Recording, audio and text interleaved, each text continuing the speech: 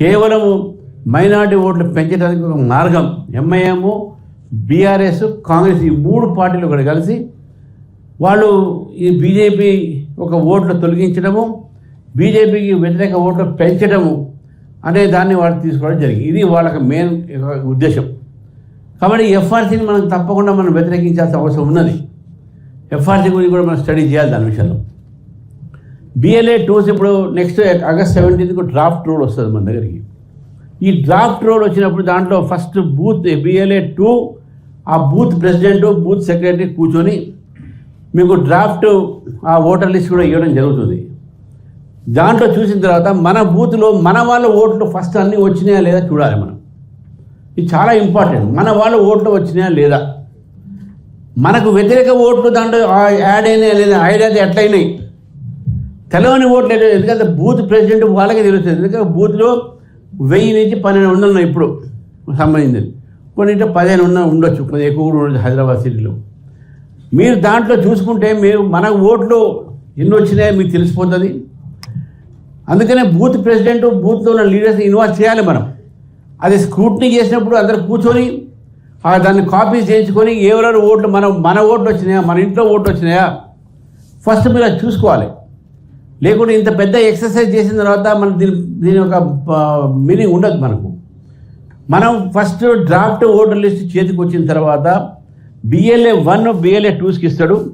BLA 2 booth ప్రెసిడెంట్తో, ఒకవేళ booth ప్రెసిడెంటే BLA 2 అంటే ఆ బూత్తో టీంతో కూర్చొని మనము ఆ ఒక ఇంటింటికి చెక్ చేస్తున్నాం కాబట్టి బిఎల్ఓస్ ఇప్పుడు ఆ బిఎల్ఓతో పాటు పోతున్నాం. మనకు తెలుస్తుంది ఏ ఓటు మనది, ఏ ఓటు మనం సంబంధించింది, మన కుటుంబాల ఓట్లు ఏంది, మనకు వ్యతిరేక ఓట్లు ఏంది, ఏది ఈ కాలనీలో ఉండని ఓట్లు, ఈ బూత్లో లేని ఓటు ఎట్లా వచ్చింది దీంట్లో అనే మొత్తం ముఖ్యంగా ఓల్డ్ సిటీలో కూడా చాలా జాగ్రత్తగా చూడాలి.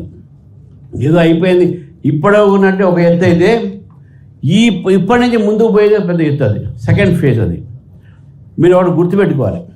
కాంగ్రెస్ పార్టీ అన్ని పార్టీలు కూడా బయట మాత్రం ఎస్ఐని వ్యతిరేకించారు, కానీ అందరూ కూడా పార్టిసిపేట్ చేస్తున్నారు. మన కార్యకర్తలనే వాళ్ళు ఇన్వాల్వ్ కావట్లేదు. వాళ్ళు ఏదో కన్సల్టెన్సీకి ఇచ్చేశారు, మొత్తం ప్రైవేట్ కన్సల్టెన్సీకి ఇచ్చేశారు డబ్బులతోని. మనం డబ్బు లేకుండా మన కమిట్మెంట్ మనం పనిచేస్తున్నాం, వాళ్ళు డబ్బులతోని మొత్తం ఎస్ఐఆర్ చేయిస్తున్నారు. ఇది చాలా డిఫరెన్స్ మనకు వాళ్ళకు. మనం కమిట్మెంట్తో చేస్తున్నాం, అసలైన ఓట్లు మనం తీసుకొస్తుంది దాంట్లో. కానీ దొంగ ఓట్లు ఇప్పించే ప్రయత్నం బీఆర్ఎస్, కాంగ్రెస్, ఎంఎం చేస్తున్నది. దాన్ని అడ్డుకోవడంతో పాటు మన ఓట్లు కూడా దాంట్లో ఉన్నాయా లేవా అనేది చూసుకోవాలి.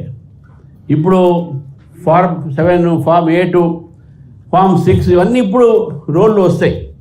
మొన్నటి వరకు ఓన్లీ ఒక ఫామ్ మీకు ఇచ్చేసి బిఏలో దాన్ని మళ్ళీ ఒక రిటర్న్ చేసుకునే పీరియడ్ ఉన్నాయి, అది అయిపోయింది.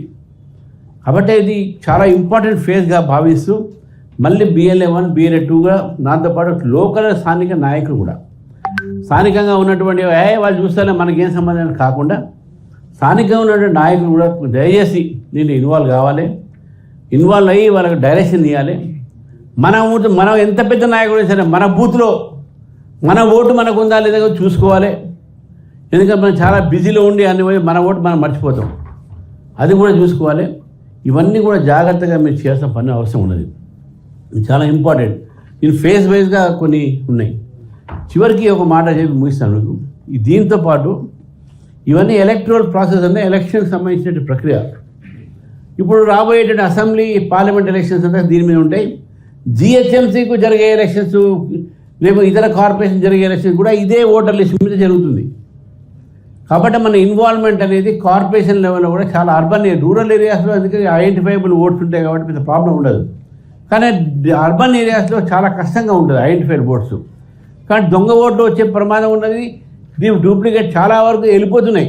ఇవాళ పొద్దున మనం చాలామంది నాకు చెప్పారు, మొత్తం ఒక బూత్లు అంటే 300 నుంచి 350 ఓట్లు యావరేజ్గా ఎగిరిపోతున్నాయి. కారణం ఏంటంటే చనిపోయిన వాళ్ళు, ట్రాన్స్ఫర్ అయిన వాళ్ళు, షిఫ్ట్ అయిన వాళ్ళు, అంత డూప్లికేట్ ఓట్లు ఉన్నాయి దాంట్లో.